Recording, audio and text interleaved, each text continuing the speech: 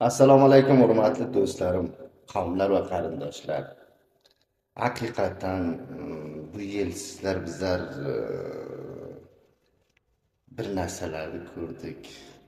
Filmimiz qutlama kuni kuylarimizga sig'inolmaymiz. Koshki Rabbimdan bundan ilgarisi yo bundan soni daha shu shakl, daha hayajonli, daha bir sofriz, daha bir go'shli, quvvatli tilimizni qutlasak qancha yaxshi bo'ladi. Ammo shuni eslaymanki, ba'zi yerlarga, bir shaharlarga, boshqa adreslardan kelib tilimizni qutlaganlar, ammo bunlarga bizlar biroz o'yandirsak, bir bo'lsalar, birlik bo'lsalar, qarang. Bizlar bir katta xalq emasmiz. Avval o'zimizni tonigandan so'ng bizlar katta xalq bo'lamiz. Nufusimizni bilamiz. Nufus soyilgan emas.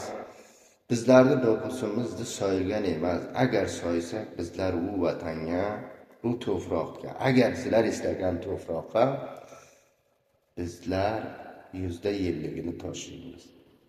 Turk xalqlari. Shuni unutmanglar.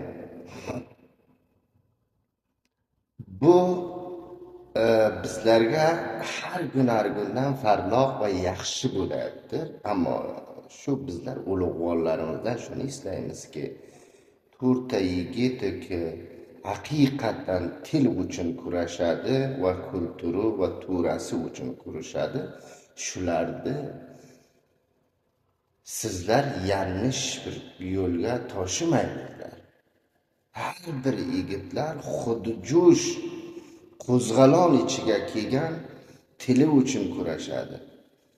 Haqiqatdan qaysi bir adresdan emas, hammasi boshqa o'lkalarga mardikorlik bilan, faqirlik bilan, chorasizlik bilan shu ishlarni qiladi. Kecha va kunduz demaydi, vaqt zoya qiladi tili uchun va millati va xalqi uchun.